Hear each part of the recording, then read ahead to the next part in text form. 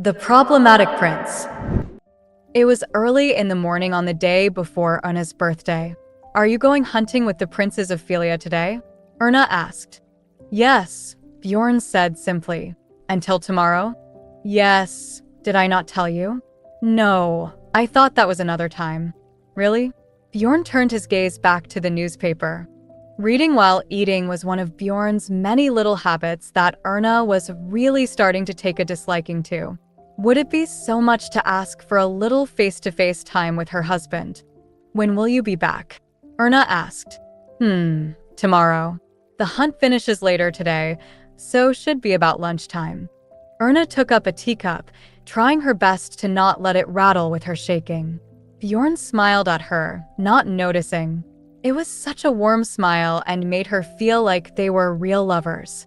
Most of the events Bjorn had gone to over the last 2 months had been purely publicity events, so Erna couldn't really complain and make a fuss. It wasn't like he had any control over them. Bjorn looked at Erna more and more often, and he would share more stories of his doings. This helped Erna in gaining confidence toward her husband. He's not forgotten. Her husband's schedule was always going to be complicated, fulfilling his role as the Grand Duke and Prince of Lichen, so there was no point in feeling disappointed. Erna decided to think on the day they would have together when he came back. Just then, a maid came into the room. "Your Highness, an urgent telegram." She looked at Bjorn as he studied the details of the telegram. She looked him over, examining his hunting clothes for the first time. From his red jacket to polished black boots, Erna looked him over slowly. She stopped when she came to his hand, jotting something down on a piece of paper, which he then folded and handed to the maid. "Bjorn, there's something I want to get, a letter." "Letter?" "Yes, tomorrow. Would you write me a letter that I may cherish and keep?" The ribbons in her hair swayed gently with the motion of her head. In her mind it felt like such a grand request, but saying it out loud made it feel quite petty and small. Bjorn looked at Erna for the longest time, while after the maid had left with his response to the telegram. He got up, straightened jacket, and made to leave, all the while giving Erna a wide smile. "Bjorn, the letter. If you want something," Bjorn said, cutting Erna off, "just say it. That's all there is to it." His tone was not harsh or admonishing, but was stern enough to make Erna feel shame. But words and letters are different. Erna had to work up a lot of courage to speak back to him, who stopped at the door and turned to her with a sigh. "What's the point of sending a letter when we see each other every day? I will be back tomorrow. Anything that could be said in a letter can be said then." "That's not the I will be back tomorrow." He bent down and gave her a kiss. Erna felt like a child who had been denied a toy on their birthday. There was no displeasure in it, but she couldn't help but feel sad. She nodded and he smiled at her like a father to a daughter and left. Erna went out to see her husband off, as she always did, and stood sentinel at the door until the carriage had gone out of sight. She pondered waving her hand, but quickly dismissed the thought. It was the last remnant of pride she had left. The guns sent a pang of sudden noise, and the hounds barked and yipped as they sprinted off into the woods. Bjorn and the 2 princes of Philia encouraged their horses to follow, their hooves thundering on the dry grass field. They came to a stop as the track dove into a dark wood. The hounds gathered, constantly barking and yipping. In their center was a freshly dead rabbit. A servant gathered the kill, wading through the puddle of basset hounds. The 3 princes continued to follow the track into the woods, filling the winter-bitten land with busy sounds, driving prey out into the open. "I was going to come visit Schubert during the opening ceremony of the spring fair. I can't tell you how happy I am that you decided to come to Philia first," Maxim said. He was one of the Philia princes. "So am I. It's a pleasure to come and witness your sharpshooting skills," Bjorn said, with a polite smile. There had been a poor show of games so far, only 2 pheasants and 3 rabbits so far, but their shooting skills had been far above average. The negotiations between our two countries for the issuance of bonds is coming along nicely. When they told me that you were heading it, I just had to have you visit for a round of hunting," Prince Maxim said as he looked up at the wolf and eagle banners. Although it was a slightly antagonistic relationship, calling each other mad dogs and bald eagles, the union between Lichen and Philia was like that of two allied nations rising up against a common foe. Such were the times when great powers unite to keep in check the traditional powers, and although it hurt his pride a little to admit, Philia needed Lichen's support to help them out of financial difficulties. That's the job of the financial minister. Bjorn suddenly stood in his saddle, bringing the shotgun to bear. A pheasant broke cover, scared out by the noise of the oncoming hounds. It started climbing into the tree's canopy, but Bjorn brought it down quickly, and the hounds fell upon it. "I'm just here to enjoy my honeymoon." Bjorn gave Maxim a smile as if nothing had happened.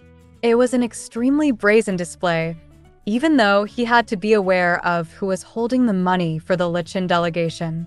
However, the Philia royal family announced that they would be forcibly converting interest rates on government bonds and implementing new taxes to impose on securities. That was the unfortunate thing about Bjorn. He wore his heart on his sleeve. The two princes of Philia exchanged glances and started to coordinate their opinions. Crown Prince Maxim was about to speak when the rush of the hounds scared something big out of the brush. A small deer bounded onto the track and looked at the hunters. The Crown Prince brought up his gun, but was stopped by his brother, who pointed to Bjorn. Maxim got the meaning and waited to let Bjorn take the first shot. There was no sound of a gunshot from him, though. He was just staring down at the doe and showed no signs of going to shoot his prey. Moments later, a much larger deer came out onto the track. Maxim sent a questioning glance to Bjorn, who simply shook his head to dissuade the others. They took his meaning and didn't raise a single threat. The mother doe had clearly come looking for its wayward fawn. While they looked on in silence, the baby approached its mother, looking for comfort. While the doe escorted the fawn back into the forest, Bjorn simply watched them leave. At first, it seemed like he had shown mercy, but to those who knew the mad dog of Lichen well, it was a disconcerting look because you could never hope to guess what was going on behind those cold, calculating eyes. "Do you want to catch it?" Maxim asked. Bjorn smiled like the warm spring sun, and the fear of those who saw deepened. What does a baby deer mean to him? Was it because it ran right out in front of them? Or maybe because it lived in a forest that had been cut down? "No, don't touch it," Bjorn said, kicking off his horse and riding on. The two princes of Philia watched him go and gave each other disgruntled glances. Maxim ordered his steed to follow first, with neither of them able to come to any conclusion or idea what the mad dog of Lichen was about. Maxim really hated this mad dog, a perverted mad dog. The snow had fallen nonstop since the morning, and Erna had been out in it. She finally stopped for lunch after making 5 snowmen about the front garden. She inspected her dainty snowmen lined up, expressionless. She had made them, one by one, while she was waiting for Bjorn to return. Erna was still excited about her birthday, which no one else knew about, but she was starting to feel a little lonely. Bjorn will be back soon, and even though she never got her letter, she was excited to climb up to the cathedral dome together. But even that was looking a lot less likely. The snow fell and everything became a colorless silhouette, perhaps to reflect the disappearance of her lingering feelings of sadness. She had become so used to being disappointed and let down, she no longer felt anything. Not even her red hands felt cold anymore. Bjorn wasn't coming. She was alone. After calmly accepting that fact, Erna turned to head back into the palace. It was probably best she didn't tell anyone today was her 20th birthday, then they wouldn't be able to find it funny that she spent it by herself. It came to the late afternoon when Erna decided to go out. The servants of her entourage, who had been expecting a day in the city, had become lazy in their unexpected day of rest. So Erna was able to sneak out, passing by them like smoke. Erna slipped through the main gate of the guest house and looked up at the brilliant white, cloudy sky. Last year, she celebrated her birthday with her family around a crackling fire. The table was full of delicious food and realized only now how happy she had been. Rubbing the tears from her reddened eyes, Erna began walking down the snow-covered road.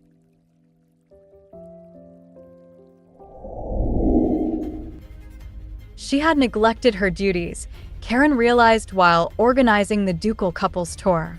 It was the one thing Mrs. Fitz specifically told her not to forget: the Grand Duchess' birthday.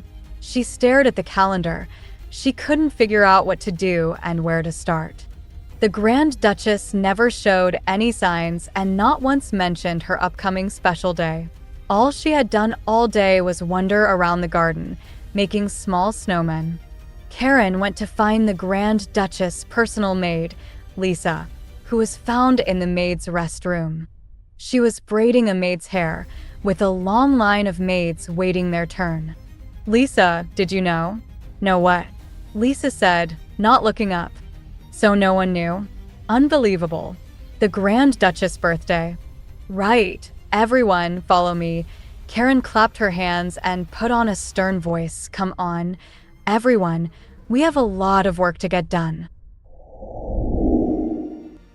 Well, this is the end of the line, Erna thought to herself as she stared out at the city. There really was nowhere one could look without seeing men and women smiling at each other frivolously, touching each other without hesitation. Erna stood up straight. As her eyes darting around the snowy landscape, her face became stern at the shameful situation. It was just then that the bells rang and all the couples started kissing. Erna didn't know where to look. Even as she couldn't turn her gaze away, she rolled her eyes here and there. The debauchery of the city seemed to know no bounds, as the bells rang out as if heralding the end of the world. "Oh my God," Erna said. The bells stopped ringing and were replaced by the laughter of all the couples she shared the balcony with. She had hoped the dome would be empty when the snow came, but it was still quite crowded, and although she was hoping to spend her birthday by herself, she felt more alone than ever. She wanted to leave immediately, but the climb up had taken a lot out of her. She didn't think it would be a good idea to climb down all those stairs with wobbly legs. She might lose her footing and end her life right there, at 20. Although she wanted to die in that moment, she didn't mean it literally. Deciding to sit out on the bench in the corner, out the way, she would only hang around long enough to allow the strength to return to her legs. New lovers came out onto the dome to replace those who were filtering out. They meandered to the edge and looked out over the view. Erna decided against going to the railing and put her butt back on the seat. When she realized there were so many close lovers, she could feel sadness overcome her heart. There was nothing to be upset about. Her birthday would come again. They can't all be special days, but Bjorn had forgotten. No, she couldn't be sure that Bjorn ever remembered in the first place. Even though he looked right into her eyes, she couldn't be sure he was actually seeing her. Erna realized she needed to admit to herself that she didn't mean anything to him. How can they be lovers who would share moments like this together if Bjorn didn't think anything of her? Erna let out a long sigh and held herself straight, as if trying to support her collapsing heart. Straightening out the hem of the dress and adjusting the sit of the heat on her head, it was all for nothing as a gust of wind made her efforts in vain. Resigned, Erna put her hands in her muff and tried to huddle away from the biting wind. She had picked out her clothes specifically for this trip, but it never seemed to feel like enough. Erna frowned and turned to look at the couples, cluttering the view with their immoral presence, snuggling close to each other. With a click of her tongue and a sigh, she waited for the bells to ring at the end of the world. "I think she went out. What should we do now?" the maids were saying. Lisa, who had been bright-faced, burst into tears. There was no holding them back. The rest of the maids were also concerned, even those who disapproved of the Grand Duchess. Lisa found the Grand Duchess chambers empty when she went to apologize for forgetting her birthday. They searched all over the palace, and she was nowhere to be found. The Grand Duchess had ran away from home. Think carefully, where could the Grand Duchess have gone? Karen asked Lisa. I don't know.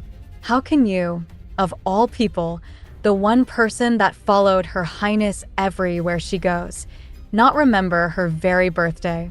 Karen scolded. She was choked up and her anger soared, but Karen couldn't have a go at Lisa too much. She had forgotten too. It was easy to blame the young maid. She was the Grand Duchess' personal maid. Head maid. A young girl came rushing in. It's the prince. He's back and looking for Her Highness. The situation Karen had feared the most was coming to pass. She rushed the search parties on and, with Lisa, went to meet the prince, being carried there on very shaky legs. Bjorn was stood on the balcony, arms folded, looking down at the 5 snowmen Erna had made for him. I'm sorry, Your Highness. It's all my fault, said Karen, bowing deeply. Her Highness disappeared, but don't worry, every member of staff is out looking for her. My wife disappeared? Bjorn frowned at the 2 maids. Why?